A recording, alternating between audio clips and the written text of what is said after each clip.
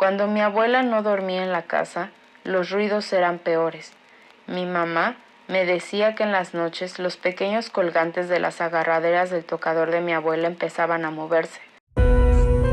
Bienvenidos a El Portal Prohibido, un espacio donde las historias cobran vida, te sorprenden y te invitan a imaginar.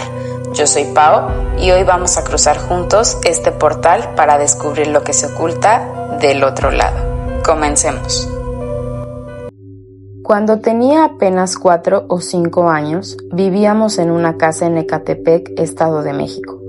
No era nuestra casa como tal. Nos mudamos ahí porque mi abuelo estaba enfermo y necesitaba cuidados constantes.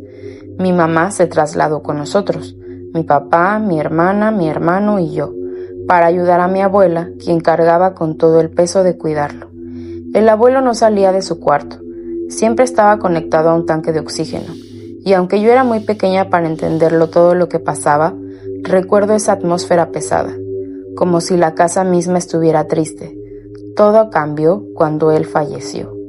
Mi abuela decidió que sus cenizas debían quedarse en la casa. Colocó la urna en una repisa del pasillo, justo en medio de las puertas de las habitaciones. Para nosotros los niños, aquello era extraño y aterrador. Cada vez que pasábamos por ahí, evitábamos mirar la urna, como si algo invisible nos advirtiera que no lo hiciéramos. La primera vez que sentí algo, no estaba bien. Fue en el último rosario que se le hizo a mi abuelo en la casa.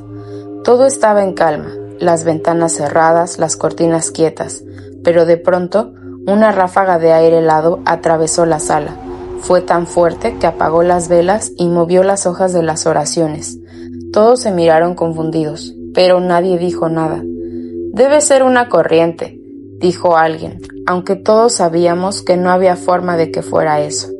Después de ese día, las cosas comenzaron a suceder. Cuando mi abuela no dormía en la casa, los ruidos eran peores. Mi mamá me decía que en las noches los pequeños colgantes de las agarraderas del tocador de mi abuela empezaban a moverse. No un simple balanceo, no.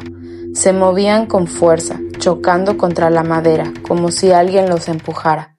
La primera vez que lo escuché, me cubrí con las cobijas. Tenía tanto miedo que no me atrevía a moverme. Mi mamá intentaba tranquilizarnos, diciendo que eran cosas normales, pero su rostro decía otra cosa. Ella también lo sentía. Un día, estaba jugando con una niña en la azotea. No recuerdo si era una vecina o alguien que vino de visita, pero estábamos saltando y corriendo, cuando de pronto algo llamó mi atención. Al fondo, cerca del muro, vi una sombra. Era enorme, más grande que cualquier persona que hubiera visto antes.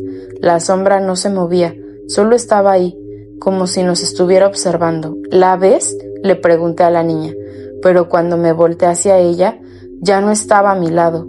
Había bajado corriendo sin decir una sola palabra. Esa noche no pude dormir. No se lo conté a nadie, pero sabía que lo que había visto no era algo normal. La sensación de que alguien te observaba era constante en esa casa. Podía sentirlo en la sala, en las habitaciones, incluso en el patio. Era como si la casa misma tuviera ojos.